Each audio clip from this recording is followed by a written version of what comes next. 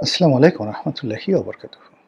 সম্মানিত দর্শক, বাংলাদেশে পারিবারিক রাজনীতি নিয়ে বহুদিন ধরে আলোচনা হচ্ছে। প্রথমত দ্বিদলীয় তত্ত্ব, অর্থাৎ একদিকে আওয়ামী লীগ, একদিকে বিএনপি। এটা নিয়ে আমাদের লোকজন ভীষণ রকম ত্যক্ত এবং বিরক্ত ছিল বহুদিন ধরে। ৮০-র দশকে প্রাণান্ত চেষ্টা করা হয়েছে তৃতীয় একটি দল গড়ে তোলার জন্য, কন্টেম্পোরারি। জামাত চেষ্টা করেছে, জাতীয় পার্টি চেষ্টা করেছে। বিভিন্ন সময়টাতে 111-এর সময় বেশ কয়েকটি কিংস পার্টি তৈরি করার চেষ্টা করা হয়েছে। জনাব ডক্টর মোহাম্মদ ইউনূস গত ১৭ মাস ধরে প্রাণান্ত চেষ্টা করেছেন সেই যাকে বলা এনসিপির মাধ্যমে একটি আকর্ষণীয় রাজনৈতিক দল গড়ে তোলার জন্য। এবং এই আকর্ষণীয় রাজনৈতিক দলটি গড়ে তোলার জন্য যারা কিনা বিএনপিকে চ্যালেঞ্জ জানাবে, আওয়ামী লীগকে চ্যালেঞ্জ জানাবে এবং রাষ্ট্র ক্ষমতায় আসবে, এজন্য জামাতও কিন্তু সর্বশক্তি দিয়ে চেষ্টা করেছে। বলা হয়ে থাকে এনসিপি জামাতের বি টিম, কিন্তু জামাত কিন্তু চেয়েছে যে এনসিপি বি টিম থেকে এ টিম হোক, জামাত এনসিপির বি টিম হোক, কিন্তু হয়নি। আমাদের দেশে ঘুরে ফিরে সেই পারিবারিক রাজনীতি চলে এসেছে। এখনো মানুষ ঘাটে পথে শেখ হাসিনার জন্য কান্নাকাটি করে।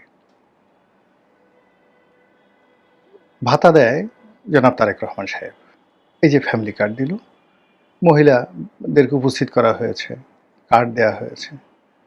তারপর শেষে বলা হচ্ছে যে এই কি যেন বলা হয়, জয় বাংলা, জয় বঙ্গবন্ধু, শেখ হাসিনাকে ধন্যবাদ, বা শেখ হাসিনা গো বলে কান্নাকাটি শুরু করলো। এই হলো হাসিনা ভক্তের অবস্থা। আবার অন্যদিকে শেখ হাসিনার প্রতি যারা বিরাগ, সেই বিরাগ যারা আছে তাদের মধ্যে অনেকে আবার খালেদা জিয়াকে অসম্ভব পছন্দ করেন। তো এইরকম খালেদা জিয়া এরকম একজন ভক্ত। তার কাছে মোহাম্মদ আরাফাত, সাবেক যে তথ্য প্রতিমন্ত্রী ছিলেন, তিনি যে গুলশান থেকে নির্বাচন করলেন, তো সেখানে গেলেন। তো তিনি খুব আগ্রহ নিয়ে সেই শেখ হাসিনার একটা ছবি দেখিয়ে বললেন যে বলেন তো খালাম্মা, এ কে? তো সে মহিলা বলল, এটা হলো হাসিনা মাগি।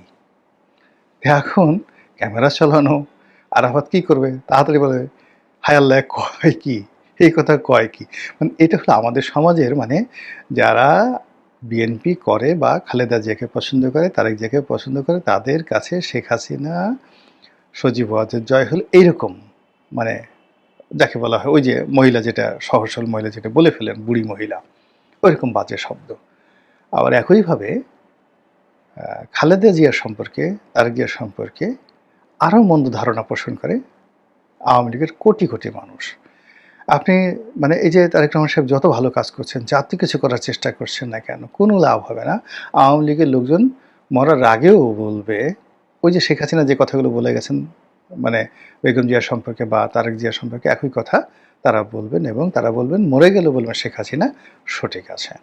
তো এই যে একটা সমীকরণ, মেরুকরণ, এটা কিন্তু এরশাদ জমানাতে প্রবল আকার ধারণ করেছিল, এবং তখন থেকে কিন্তু মানুষ চেয়েছিল যে এই দুটো রাজনৈতিক দলের বাইরে তৃতীয় ধারা আসুক, এবং ৯০-র গণঅভ্যুত্থানের পরে যে ৩ জোটের যে রূপরেখা হয়েছিল, সেই রূপরেখা আসলে এই ব্যারিয়ারটা ভেঙে দেওয়ার চেষ্টা করা হয়েছিল, কিন্তু এটা হয়নি, আরও মজবুত হয়েছে। তো এখন বাংলাদেশে ঘুরে ফিরে এই দুটো পরিবারের রাজত্ব করে যাচ্ছে। আওয়ামী লীগ টানা ১৭ বছর ধরে শাসন করলো। আসলে আওয়ামী লীগ করেনি, এটা মূলত শেখ পরিবার করেছে। আওয়ামী লীগ শাসন করেনি, এটা মূলত গোপালগঞ্জ করেছে। আওয়ামী লীগ শাসন করেনি, মূলত এটা গ্রেটার ফরিদপুর করেছে, বা ফরিদপুর, বরিশাল, খুলনা বিভাগ করেছে, বাগেরহাট করেছে, শেখ হেলালের এলাকা করেছে, এরকম কথা বলা হয়ে থাকে। আবার এখন যে রাজনীতি চলছে, সেই রাজনীতিতে কুমিল্লা, ফেনী, বগুড়ার রাজনীতি চলছে, দেশ চালাচ্ছে তারা। এখন বগুড়ার একটা ময়না পাখি, টিয়া পাখি, শালিক, সেও যদি এসে মানে আপনার সামনে এসে বলে, এই আমার বাড়ি বগুড়া, একটা রয়্যাল বেঙ্গল টাইগারকে যদি বলে যে চুপ, এটা একটু শব্দ করবি না, মরে যা, এক্ষণ মরে যা, রয়্যাল বেঙ্গল টাইগার যদি সুন্দরবন ছেড়ে এই ঢাকা শহরে ছেড়ে দেন, সেই বগুড়ার একটা শালিকের হুকুমে সে একটা চিৎকার দিয়ে সঙ্গে সঙ্গে মরে যাবে। এটা হলো ক্ষমতার দাপট। একই অবস্থা কিন্তু গোপালগঞ্জের ক্ষেত্রে হয়েছিল আওয়ামী লীগ জামানাতে। তো যাই হোক, এখন যে পরিবেশ এবং পরিস্থিতি এরকম একটা যাকে বলা হয় পরিবর্তন হলো, সেই পরিবর্তনের পর অতীতের যে ধারাবাহিকতা জিয়া পরিবার বনাম শেখ পরিবার, সেটার কি কোনো পরিবর্তন লক্ষ্য করা যাচ্ছে? বা ব্যতিক্রম কিছু দেখা যাচ্ছে? সম্ভবত না। বরং আগের চাইতে জিয়া পরিবারের কর্তৃত্ব আরো দৃঢ় হয়েছে। আগে বেগম জিয়া কখনোই তার পরিবারকে সামনে আনতেন না। জিয়াউর রহমান তো আনতেনই না। একেবারে আনতেন না। কিন্তু এখন আপনি দেখুন যে জামিয়া রহমান সামনে চলে আসছেন। শর্মিলা আহমেদ কোকোর যে স্ত্রী তিনি আসছেন। তারপর সেই যাকে বলা হয় তারেক রহমান সাহেবের যে ওয়াইফ তিনি সামনে চলে আসছেন ডাক্তার জুবাইদা রহমান। এর বাইরে জুবাইদা রহমানের মা তিনিও সামনে আসছেন, ফ্রন্ট লাইনে চলে আসছেন। মানে এটা রাজপরিবার, পুরো একটা রাজপরিবারকে যেভাবে সেলিব্রেট করা দরকার ঠিক সেভাবে তাদেরকে সেলিব্রেট করা হচ্ছে। তারা যেখানে যাচ্ছেন সানাই বাজছে, নহবত বাজছে। ঠিক এটা আসলে শেখ হাসিনার জমানাতে শেখ হাসিনা, শেখ রেহানা, জয়, পুতুল এবং এদের মাধ্যমে হতো। ববি এবং রূপন্তীর জন্য এটা হতো না। কিন্তু মানে এরকম তারা যেখানে যেত সেখানে সানাই নহবত বাজত। কিন্তু এখনও ঠিক সেইম অবস্থাতেই আপনি এখন দেখুন যে পুরো জিয়া পরিবারের যারা আছেন তাদেরকে মানে তারা কারোর সাথে হ্যান্ডশেক করছেন, কারোর সাথে হাসছেন, তারা কী ধরনের সানগ্লাস পরছেন, মাথায় কখন ওড়না দিচ্ছেন, কখন পানি খাচ্ছেন ইত্যাদিও জাতীয় নিউজে পরিণত হচ্ছে। ইট মিনস আমাদের যে মন মানসিকতা এটা তাদের দোষ নয়। আমাদের যে মন মানসিকতা এটা হলো পারিবারিক যে ঐতিহ্য তার প্রতি আনুগত্য দেখানো। আরবিতে এটাকে বলা হয় এজাহারে তাজাল্লুল। আবার বলছি এটাকে বলা হয় এজাহারে তাজাল্লুল। মানুষের মধ্যে একটা যন্ত্র থাকে। এটাকে নফসের মধ্যে বা অন্য যেকোনো একটা জায়গাতে না কোথায় এটা আল্লাহ জানেন। কিন্তু মানুষের মধ্যে একটা যন্ত্র আছে। যে যন্ত্র সবসময় সে খোঁজে, ইচ্ছা করে খোঁজে কাকে ভয় পাওয়া যায়, কাকে তোয়াজ করা যায়, কার কাছে মাথা নোয়ানো যায়, কাকে প্রভু বানানো যায়, কাকে বস বানানো যায়, কাকে নেতা বানানো যায় এবং কাকে কেন্দ্র করে ঘোরা যায়।